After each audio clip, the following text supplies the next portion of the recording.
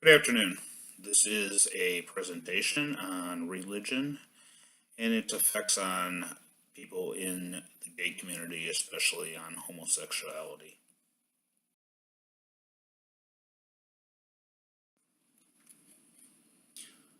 We all have opinions on what's right or wrong, and for some of us, those opinions are based on our religious beliefs and our upbringing, which is, pretty much natural. But unfortunately, opinions are just that. They're just opinions, and whether they're your own, they should never be used to entice others into your way of thinking, especially when they're used in the name of God. Imagine you're out on a date with your lover, and all of a sudden you're approached by an angry mob holding signs that you should be put to death and you're going to burn in hell for your sins. But you ask yourself, what sins? And you can't really recollect anything that you've done wrong, so you decide to ask. And they tell you because you're a banker and you eat pork. Well, this kind of sounds absurd, right? But it's the same book of laws that is, used to base, on condemning people who engage in homosexual activity to death by using the Bible as a guide.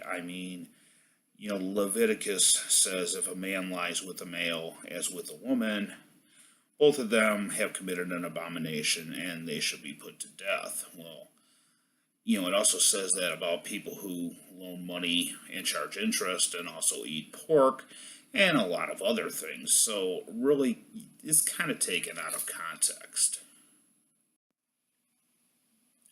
The good news is America's attitudes seem to be changing towards homosexuality, but for the most part, this change is mainly localized to certain parts of the country, and it's pretty much based on just how moral the community you live in has a way of thinking. So, been numerous studies published, over the past few years on the importance of these forces shaping the attitudes of people. And it seems that the more committed people are to their religion, the more likely they are to disapprove of homosexuality. In this chart, we see just how prevalent that is.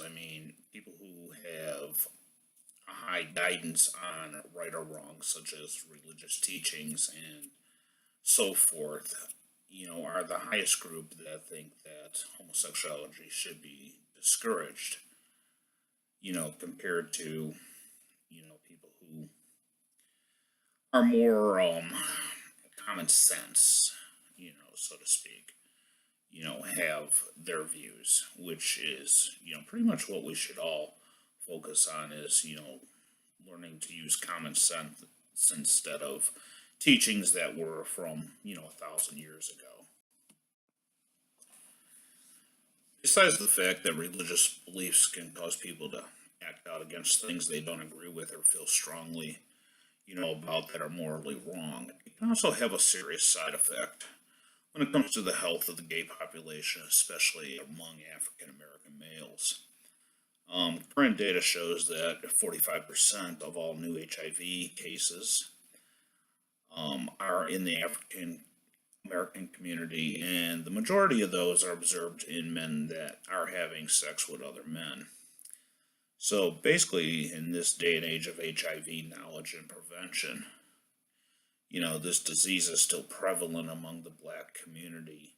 And mainly it is because of childhood exposure to religious affiliations where the majority of the members discourage homosexuality.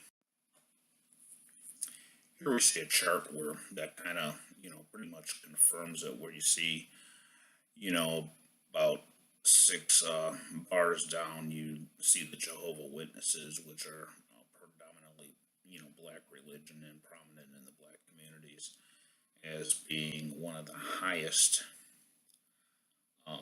percentages of, preaching that homosexuality should be discouraged. And although it may sound foolish to some to risk your health because of religious beliefs, we have to remember that, in the black communities, the church is considered a revered cultural and spiritual institution, and it's not really too easy to ignore, the teachings that you are brought up on. Religion can be a great source of inspiration and, a guide for most of us in moral thought. It can also misguide us into thinking in one dimension in a three-dimensional world. It can also cause people harm, as you've seen in this slide with the HIV in the black community. It's never easy being different, and it's not easy being having your opinions and whether you think something is right or wrong. And while you should always take pride in your opinions and be proud of who you are, you also have to remember that you also need to let others have that same pride in who they are and what they value most. Only through tolerance and understanding will we ever see this world become one, and a place where we can all live together as what God made us, and that is humans. Thank you.